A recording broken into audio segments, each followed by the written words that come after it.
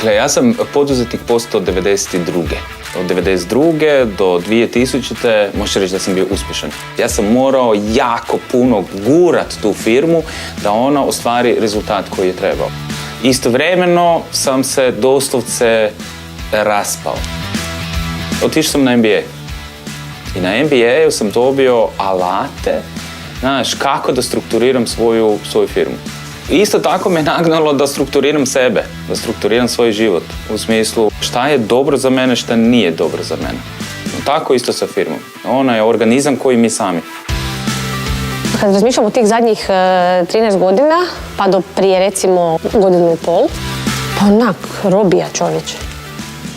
Mislim, stvarno. Mislim, pozitivna robija, ali robija. Preživljavaš i rješavaš situaciju kako ti dolazi iz dana u dan sa minimalnim vremenom nekako za kako sebe, to tek sad sam počela razmišljati ko sam.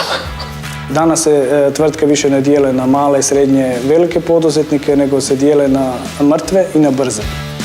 Firme funkcioniraju u panik modu, najčešće. Boom, to počisti tu paniku i da smjer, da strukturu. Kad se desio taj trenutak, kad smo sa Alanom počeli raditi, kad je predložio Boom kao takav, to je bilo ok, ovo je možda još jedna šansa da ta stvarno odgovornost pređe na sve razine u firmi. Dođe neki broj ljudi, ti to više ne možeš raditi, nema šanse. I sad svatki od njih pojedinačno mora dati taj jedan val energije da bi ona dalje išla naprijed. Rasli smo 30% godišnje, dosta zahtjevno i znači nosite teret na svojim plećima. Ne? Boom je odličan za obiteljske kompanije. Boom daje neku vrstu sigurnosti da će tranzicija biti dobra. Ja mislim da svaka organizacija ima elemente na kojima treba raditi i da vrlo često uopće nismo svjesni koji su to. Mislim da najveću predrasudu tu mogu imati rukovoditelji, direktori i vlasnici koji misle da njihovi ljudi ne žele preuzeti odgovornost ili nisu u stanju preuzeti odgovornost. To je nešto što će Boom razmontirati skroz. Boom te tjera da stalno radiš na sebi osobno i da radiš na sebi kao organizaciji. Mi smo ovdje uključili različite ljude sa različitih pozicija jer smo željeli da nekako Boom implementiramo stvarno u kompaniju u svim odjelima. To nije nešto što se radi jednom pa se pozdravimo i odemo. To je proces. Ono što mi je zgodno je to da smo tim procesom uspjeli stvoriti jednu dozu zajedništva među menadžmentom, koju ja smatram da je izuzetno bitna ukoliko želimo imati takozvani alignment svih naših ciljeva i da svi zajedno pušemo nešto što se zove zajednički rog. I kad 30 ljudi počne funkcionirati na istoj razini sa sličnim mindsetom, to stvara nevjerojatan potencijal. Sad bi rekla, 2016.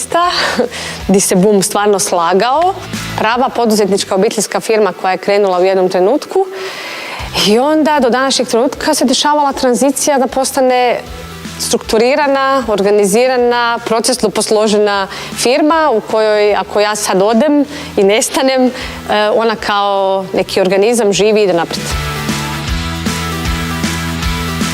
Da li mi se da svaki puta kada idem trčiti? Ne. Ali nakon nekog vremena kad sam ustrajao, nevjerojatno je što sad tijelo može napraviti. Boom je isto ta stvar. Da bi Boom funkcionirao, firma treba dosljednost u komunikaciji, dosljednost u transparentnosti, jednostavno dosljednost u sastancima.